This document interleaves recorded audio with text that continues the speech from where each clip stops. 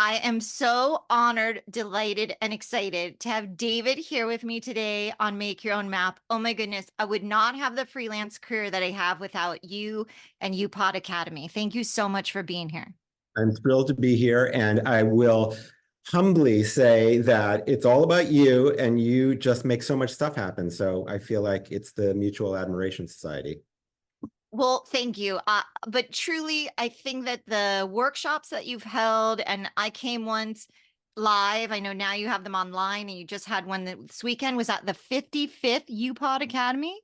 It was the 55th weekend that we've done this, which is crazy, but hundreds of speakers, thousands of students. I mean, it's been crazy. It's been amazing. The gift you've given of creating this community for writers and editors to be able to connect, it's truly remarkable what you've done. I love being part of it. It's the favorite thing that I do. I like it even more than almost all the writing that I do, just because it's community. It's all the things that, like, when you're a freelancer, you don't get. So you don't get community, you don't get support. Even when you tell the people in your family what you're doing, they don't quite understand. So it's just nice to have that kind of people around you who can at least be listening to you and get it. Well, like I said, I'm so grateful to have you here. I'm so grateful. I don't even think that I introduced you, but you are a renowned writer. You're a phenomenal editor. And I love that on your LinkedIn bio, it says you're a freelance whisperer. That's right. I speak softly and I just help freelancers do what they do best. Well, but it's so incredible because you've been everywhere. The New York Times, AARP, Food and Wine. You went to journalism school. Did it all start with your famous TED Talk, or what was the beginning? The beginning was being interested in things and not wanting to have 2 days in a row that were the same. So I don't like working in the same place 2 days in a row. I don't like going back home the same way. And, being a writer lets you live that way where every day there's novelty in everything. And so as a reporter, as a journalist, as a travel writer, as someone who interviews a lot of people, I just get to remake my life every single day. And I don't mind that. I've been doing it for a long time, and it just keeps things interesting. It's never boring. I just remember in journalism school, somebody said, you may not make as much money as other people. You may have days when you feel like banging your head against the wall, but you will always say, at least I didn't go to law school. So I think about that sometimes. Uh, yes. I know for myself when I first got introduced to you and UPOD, which for anyone that's wondering, UPOD stands for Under Promise Over Deliver, which you definitely do. I watched your TED Talk. And could you just speak a little bit about the thing that resonated for me and that I still think about since I watched that talk is how you spoke about why not me? Yeah. I mean, it is just about confidence, right? And so any idea that you have, there's a question that an editor is going to have, or a publisher is going to have, or a podcaster person, producer is going to have, which is like, of all people on earth, why would this be you? And at a certain point, you just have to say, like, well, why not me? Like, why shouldn't I be the one to tell the story? Why shouldn't I be the one to go on this, adventure? Why shouldn't I be the one who can do this research and get to this place, rather than just sort of thinking that this is something that other people do. So it starts with confidence. And if you don't have that, it's hard to do the rest. You just have to sort of believe this is something I can do. If you want to write for the New Yorker, it really helps to think like, well, why shouldn't I be the one pitching this? This shouldn't be other people. I can study this as a target publication, see what they're doing, reverse engineer my story so that it like matches and hits the sweet spot of what they do. It's not easy, but it's like you can say, like, this could be me. This should be me, if that's what you want to do. We only have like this one shot at doing this. That's the thing I've always taken away from when I've watched the interviews or been part of the UPOD weekend when you talk to the editors is it really has instilled a lot of confidence in me. I remember listening to the interview you did with Alan Henry from Wired. And at first I just kept thinking, I'm never going to write for Wired. and I watched someone else live pitch to Alan a story. And at the end, when he was so excited and in fact accepted and published that piece, I thought, that's a story? I have a story if that's a story. And I think the community part really helps people level up, that you see someone else do it. And with your whole thing, why not me? I think that's been really incredible. And how long has it been now to have UPOD? Well, UPOD's been around since about 2011, but I'd been doing it for years before that in my living room and for Media Bistro. I've been doing some version of this, but it's been around for almost 15 years. Wow. Okay, that's so amazing. Now I have a question I've never understood. What is thumb slam? Thumb slam, thank you for asking, was made up as a sort of joke to myself because, and it's sort of the outcome of Why Not Me? So it is this idea that when you have an email that you are like, you've gotten the confidence to send. So it could be a proposal that you're sending to an agent. It could be a pitch that you're sending to the Atlantic. It could be a high stakes email that you're sending to have lunch with an editor or an agent. And so you have that email and then you're ready to send it and you take your thumb and with all the confidence of Why Not Me, you slam it against the send key and you say thumb slam, boom. So I literally sit here on my couch when I have like a big story that I've written or a big pitch that I put together and I'll just say like, boom, thumb slam. But I think a bunch of people in UPOD do that too. It's like it was a joke that became a real thing because it's just that one word that crystallizes that feeling of I must get this out there. My voice matters. I'm going to push through fear and believe in this process. I think the greatest thing about UPOD is like to go into the Facebook group or to go to the workshop and connect with real other people that have helped me. Editors from UPOD have reached out to me and I've sold them travel stories. People I didn't even pitch, they came to me. So it's such an incredible community to bring all those people together. And one of the greatest things, can you talk about Pomodoro Technique? Because that has helped me so much. Yeah. I love the idea that if you can't tell a story, like if you can tell a story at a party in 10 minutes, you can tell a story in writing. If you just set a timer in for maybe 45 minutes, you could do it. So it's similar with the Pomodoro technique. So the Pomodoro technique is, I just want to find it. It's you work for 25-minute intervals basically, and then you take a break. So you push through, you get off Facebook and Instagram and do the work, then you take a little break.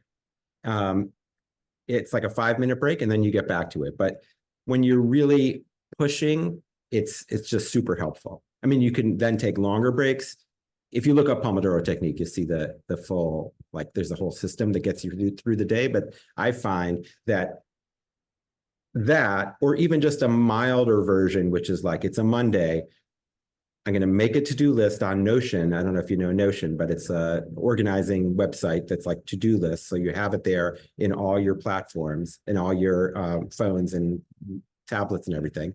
And you can organize your to-do list, whether it's like a life list or a writing list or a business list. And then you say like, okay, I'm going to get these things done. It's Monday. I'm going to work for 2 hours and 20 minutes. Then I'm going to take a break. Then I'm going to work for another hour. Then I'm going to exercise. But I like having that sort of grounding so that I don't feel like my life is just, like when you work at home and when you work by yourself and for yourself, you need to have organization. And that just having the time helps me.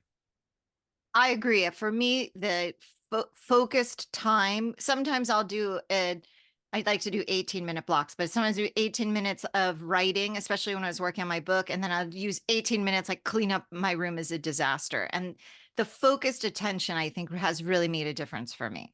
But Yeah. I don't know Notion, so I'm going to look that up. Notion is really great. And then also that 2-minute rule of like, if there's something you can get done in 2 minutes, just get it done. And also that idea of do the hardest thing first. So if you have a hard email or if you have a really deep concentration, do that thing first, and then things get easier during the day. So I'm pretty self-disciplined and I do that regularly. It's not easy for everyone. I know it's easy to just sort of let things drift away and put the hard things off till tomorrow, but I like doing the hard stuff first. I do too. And so that makes me think of my book, which I honestly remember. I mean, so many times there was crying writing the book and getting confused, but I remember that I had a 1 hour session with you when I was so overwhelmed with the marketing piece about my book. And I remember emailing you, I'm like, I need 5 sessions. I'm never going to figure this out. Like, let's do one. And after I had that one-on-one coaching with you, I knew exactly what to do. And in fairness, I'm not sure they ever opened it because I have about 75 press hits for my book, and the publishing company got me one. But I do think that it's a lot of freelancing is like you say, be focused and why not me? And what other, I know you just had an amazing weekend session with UPOD. Are there a couple of takeaways you want to share with people about freelancing? Yeah, there's a lot. I mean, we have this Facebook group that there's several thousand people on there, and I occasionally would just send out, my random musings. And so today I went through all the wisdom and insights from the weekend and just put them out in a like sort of block on as a post. But one of them was, agents, editors, you get about 45 seconds max with them. So make the beginning of anything that you write absolutely brilliant. Don't waste time with hope you're well. Or we also talk about like getting rid of the word just, especially women say the word just checking back, or just thought I'd send this. It's kind of a way of minimizing your whatever message you're sharing. And so I take out hope you're well because it feels like a cliche. I take out just, and I try to not give them the same, same old, and get right into it. So it could be just like hates. So one thing I use as a sort of throat clearing mechanism that gets me right to it, and it's almost like you hear it a lot on NPR, is okay, so so sometimes I'll say like, okay, so this thing happened over the weekend, or okay, so I just saw these pictures, or okay, so I am seeing this popping up on TikTok or whatever it is, and I think it would be perfect for the blank section, or I think there's something that we could do together on this topic. It's just like getting right into the conversation. Somebody said, when you're pitching an agent, open with the line that you would put on the back of your t-shirt. Like go into your book or your proposal and look at like the one line that is the greatest. And just, if that would be on the back of your t-shirt to promote your book, put that right at the top of your email. Oh, I love that. What else? We talked a lot about personal essays and going to the edge of your comfort zone and revealing something of yourself about your. Sorry to interrupt, but what about the piece about you? I've heard you mention this before, is tell the story only you can tell, because I think that that's really important. Yes. And that I have created another wacky neologism for that, which is soy cat. So these are not lactose intolerant cats, but stories only you can tell. Okay. So only you can tell. And that's the heart of everything as a writer, like why you and why not me, right? So why am I the person who needs to tell this? Like, why is this a story only I can tell? So sometimes that's about just something has happened to you where in your life where you're the only person who could really tell this. Sometimes it's about reporting that you've done that is beyond anything that anybody else has done, or that is like more work than they want to assign somebody else. So you've already done it. That's your soy cat. It could be access to something, true access. We had the editor-in-chief of The Cut, New York Magazine's The Cut, and she was like, so many writers will pitch me and promise, hey, I have access to Beyonce, blah, blah, blah. They don't have access. But if you have true access, then that's a story only you can tell. And I just think it's important to think about, like, what are the stories? What's the story that only you can tell? And you have had access to some incredible things. I think you were just on an amazing yacht, right? Didn't you have access to like the first journalist on the brand new? It was for Virtuoso, a company I love because they send me all over the world. And it was for a cover story on the Ritz-Carlton yacht. They just started creating like floating hotels that they want to be the uncruise. They don't even, the word cruise is never mentioned. They don't do anything cheesy. It's like a high seas, low cheese adventure. And I was a little nervous because everyone who goes on there is not a cruise person. And then it was pretty hard to get us off. They had to basically come to our room and arrest us to get off the ship. Because it was so amazing. It was amazing. So one of the things that people always say to me is, how can I be a travel writer and go on these amazing journeys like you? And I'd like to actually go on your journeys, but regardless. So I started this travel writing 101 class. And one of the things I highly recommend in my class is a very basic level class, but to join your community and find fellowship and figure stuff out. So could you give, so for someone who's really brand new or really wants to break into travel writing, maybe a few words of wisdom about how to get started or pitching, or where would you recommend someone start? Yeah. I mean, we were just talking about this weekend because we had Sarika Bansal, who's the editorial director of Afar. She was one of the speakers at UPOD this weekend. And she was so great because she said, you just said, I wanted to go on your journey. And she said, actually, it has to be the opposite of that. Like there's a journey that you have, especially now in so much of travel writing. It used to be about someone parachuting into a place and writing about that place with fresh eyes. But now it just doesn't make sense to do that. So you want to have and need to have, and editors will really only assign you if you have some connection to a place for the most part. So if there's a personal story or a family story or a legacy story or a reporting piece of it that makes you the person who we would send there. There's a family recipe that you want to discover. There's something about your birth father that you want to discover. There's something about these traditions that you want to go to a place. Your mother came from this place and you want to go to this island. You should just think about like, and sometimes it's about starting in your own backyard and starting wherever you live and making that your place and that your connection. But if not, think about like all the people in your life and all the true stories that you have where you can then reconnect and make that narrative arc of a pitch that you sent. When you do send that pitch, and I was kind of shocked about this, at least for Afar and for the Washington Post and for Travel and Leisure, they want 150 words or less. So if you can't encapsulate your pitch in 150 words or less, that's again like the no fat, just like give us the story. If you can't tell a story, even in a headline, you generally don't know what the story is. So if you can't tell it in 150 words, you really don't know what the story is. Wow. I can't wait to get listening to all of the new ones. So if people are now so inspired, they want to be writers, they want to be part of UPOD, what's the best way for them to get connected? I mean, Facebook, believe it or not, old-fashioned Facebook is still right now, it's a private group that we have called UPOD Academy, and that's still where the daily action takes place, and there's something happening. A lot of people tell me it's the only reason they go on Facebook.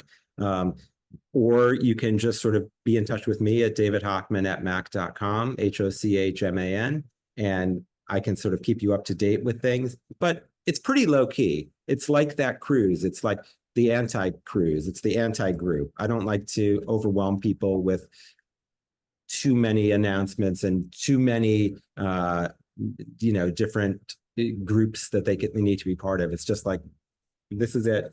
This is where we're at. Come share your stuff. And also, I love that you now have this scholarship. So tell people if they are thinking about being part of a UPOD workshop, you also have scholarships for people to attend.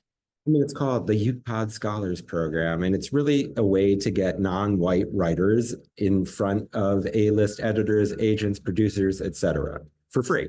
So it's been incredible. Like things have come out of this program that just were completely like beyond my expectations. People have ended up with huge book deals and they've been on Good Morning America and they've won awards and there's just like so much that has happened. And it just continues to be like one of the great things that has come out of this. It was a true silver lining of the pandemic because people from all over the world who don't normally get access to editors at the New Yorker and the Atlantic and big five publishers can now just be there on Zoom and pitch these ideas. And then there's a real openness to getting voices that have not been traditional voices in the media, because it's been so white and so male for so long, that now there's an openness to it and there's a desire for it. So I just am like, I love literally stepping back and just letting this happen on screen. I just feel like I just like want to turn my screen over and say, like,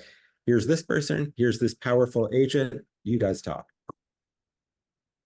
You again, I realize the way I started it is the only way it can end our conversation is that your workshop and the UPOD Academy and being able to show up in the group, it really changed my whole career as a freelancer. I do not think I'd have a traditionally published book deal without the clips that I got because of being part of UPOD. That's amazing to hear. I mean, I love that. And I also, you in turn have inspired so many people by showing how to market a book and showing how to get out there and just believing in it, and you, like being yourself and not being afraid. I just feel like that's the brave-ish quality that we've all taken. So congratulations back to you. Thank you. Thank you. And because it's good to manifest and put stuff out in the universe, I like to ask people, because I did a book about being brave, is there some bravish challenge that you feel like you've accomplished, or is there something that you're thinking you really want to take on next that's a good challenge for you? Just recently, someone asked me if I have a book in me, and I've always said no. I've done a lot of ghostwriting, I've done a lot of co-writing, but I recently started putting a book proposal together and I'm excited about it. And so it may or may not come to anything. It's hard to sell a book. It's hard to even write a book proposal, but I'm working on it. Wow. Okay. Well, keep me posted because I might have some promotion suggestions for you. It's going to be a while. Okay. And I know you're off on an adventure soon. Can you tell us where you're going next? We're going to Mexico City. We had traveled all over Mexico for many, many years for different stories, my wife and I. And then last year we went to Mexico City for the first time. And then we went back immediately a month later. And then we went back another time. And this is now our fourth time going in like a year. And now our son is there for a school fellowship that he's doing. So we're going to go visit him and his girlfriend. And we're excited. You know, I've never been to Mexico City, but it sounds like I need to go. It is definitely an amazing place that surprised me. I was always like putting it off because I thought there were more interesting places in Mexico, and it just is like endlessly fascinating and lovely and delightful, and not hot in the summer because it's at a high altitude, and just great food, great people, less expensive than being in LA. It sounds perfect. Mm-hmm. And you could do UPOD from anywhere. You could do UPOD from anywhere, although we're only going to be there for 4 nights. Oh, okay. All right. Well, thank you so much for coming on my podcast, for all that you do. And I'll put in the notes of the show how people can find you and links to UPOD. And again, I just am so grateful and appreciative. So thank you for all that you do.